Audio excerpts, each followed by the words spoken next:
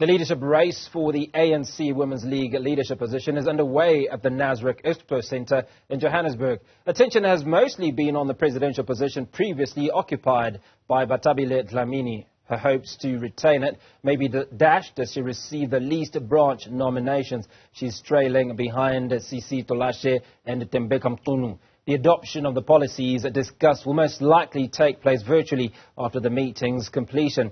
For some analysis, we're now joined by Mbete, a political analyst. Lucanyo, appreciate your time. Now, Baleka Mbete, the convener of the ANC Women's League, called on delegates at the conference to set aside factionalism and focus on improving the conditions for South African women. How do you think factionalism within the ANC has affected the Women's League? Hugo, good afternoon. Thank you for inviting me. Factionalism has really become endemic in the ANC. I call that organization a factionalized organization because you'll never rise to any position of power or responsibility in the ANC unless you belong to a faction and that faction has propelled you to that position, and then you become you owe your allegiance forever to that faction. And that has affected the ANC Women's League in the same way as well. But Baleka speaks about it, the 2007 conference, where the factional intrigue of the ANC slipped into the ANC Women's League. And the same thing happened in 2017. And the same thing is continuing now, because Sisisi Tolashe as well, herself, is not being propelled to that position out of her own merit to the ANC Women's League. It's because she's seen to be close to the CR faction, which is currently dominant inside of the ANC. And that's why she has received the numbers that she has received. And in comparison, Bathabile Dlamini has received about 5 times less. I mean, a former president of an ANC Women's League can be 5 times less popular than the challenger is. So you can really see that the factional processes and battles at play in the background in that organization. And I think this is going to continue to afflict both the ANC Women's League and the ANC itself, because they're not willing to free themselves from the intrigues of factionalism. Well, yesterday we heard ANC Secretary General Fikile Mbalula speaking to some issues, and he encouraged the women to steer clear of the influences of men when voting. Is this him actually saying this, or is it just one of those situations where he doesn't actually mean what he says? What is your take on that? It's political speak, as President Ramaphosa would say. It's just words, but they have no meaning when they are said. Fikile Mbalula is one of the people that are said to be, behind some of the factionalism that slipped into the Women's League. As far back as 2007, he himself, during his address yesterday, said the same thing about how they went to go marshal the women behind their own factional interests in 2007. And that time he belonged to the Jacob Zuma faction that dethroned President Mbete. So even now he's marshalling the women behind the factional interests of the CR faction inside of the ANC. So these are just words. You need, I think, a leadership that rises organically through the ranks of their own organization. And that's when you can say the ANC has been able to liberate itself from factionalism. But as long as you rise to the position that you occupy on the back or carried by the wind of a faction behind you, the organization will remain factionalized. You will remain indebted to that faction, and it will just continue as it was. And the ANC really needs to look very deeply and introspect about the scourge of factionalism and how much it has damaged that organization. Well, Lucanyo, educate us a little bit as a political analyst. Now, when we talk about factions, we're obviously speaking to groupings of individuals within a political party, ones that prefer one side of an equation or one side of the coin, and the other that prefers the opposite side. Isn't it natural within political setups that you will have factions, or that you will have 2 sides, one for and one against? No. Factions, the way we understand them, are those that have sectarian interests, that they have really personalized interests about rising to power, and they establish these sort of chains of largesse, and they establish these links within the organization to drive their particular personal agendas. But ideological differences within an organization don't really lead to factions, but they lead to ideological blocks within the organization, and that's why the ANC can say or call itself a broad church. But you have people from different persuasions that would have ideological differences or be on a spectrum with regards to ideological differences. The difference with a faction is that those interests are not principled interests or policy interests. In a faction, they are always about positions. They are always about personalities. So that's how you differentiate between a faction and an ideological bloc within an organization. Well, moving away from the politics to the administrative side of it, now the start of the ANC Women's League's elective conference was delayed due to registration backlogs. Now, what challenges might arise from such delays? And that seems to be a common thread in many of the elective ANC conferences that we've witnessed over the last few months.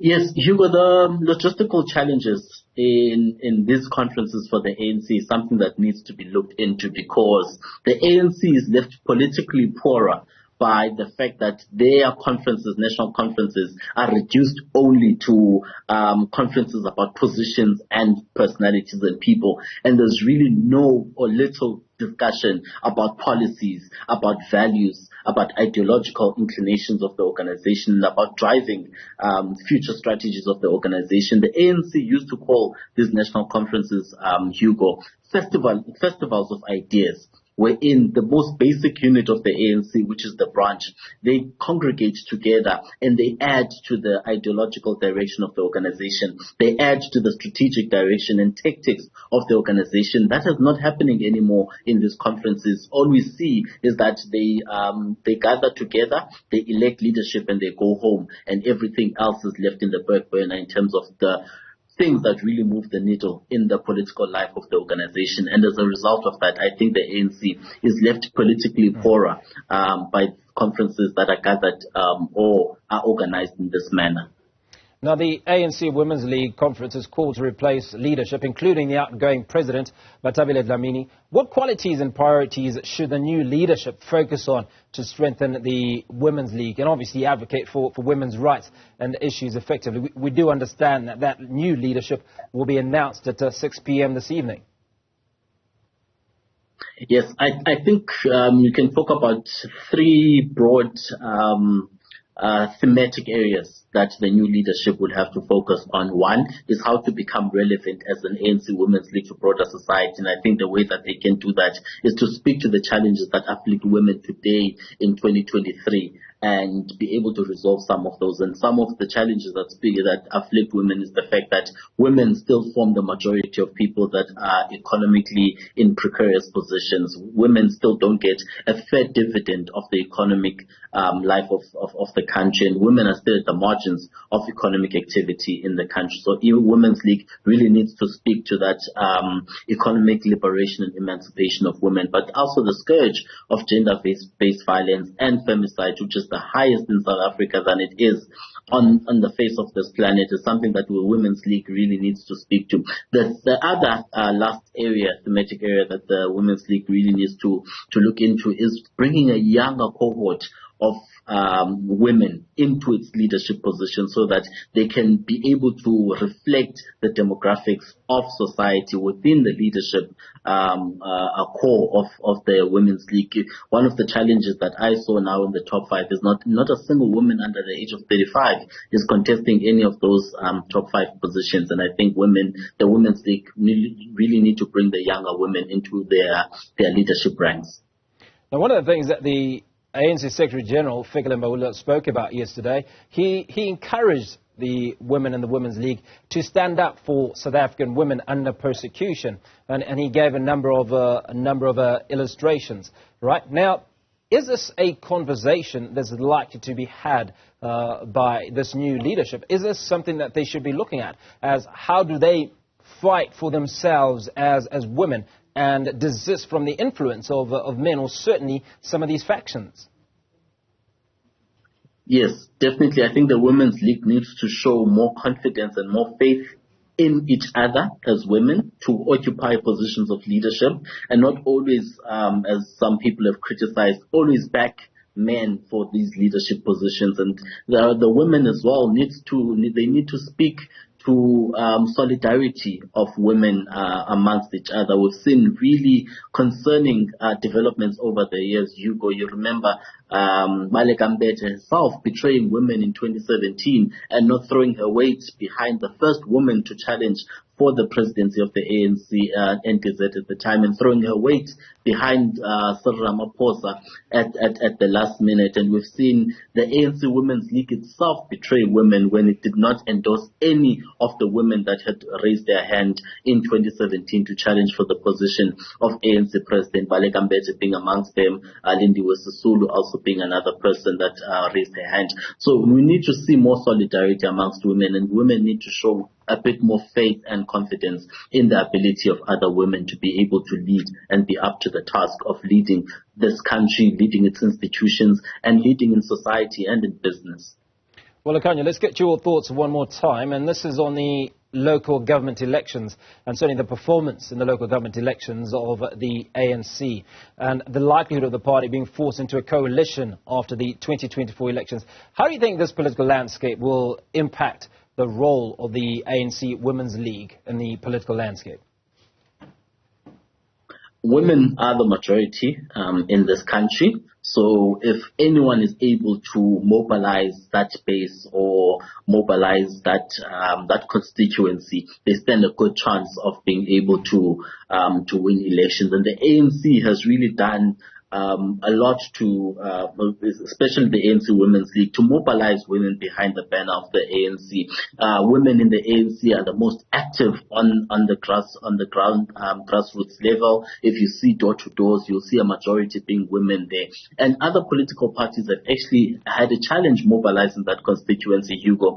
Research that the EFF has put into its own electoral fortunes have shown that women don't have a lot of trust in the EFF, and the EFF was going to work to resolve some of those issues that make them sort of unattractive to women. So one of the things that the ANC has as an advantage over the other political parties is its ability and the ability of its women to mobilize at a grassroots level. We see more women being involved in the life of the ANC than women in the political life of other political parties. And this is an advantage that the ANC can take into next year's elections, because they really have a constituency of women that are very active and are able to mobilize other women behind the banner of the ANC.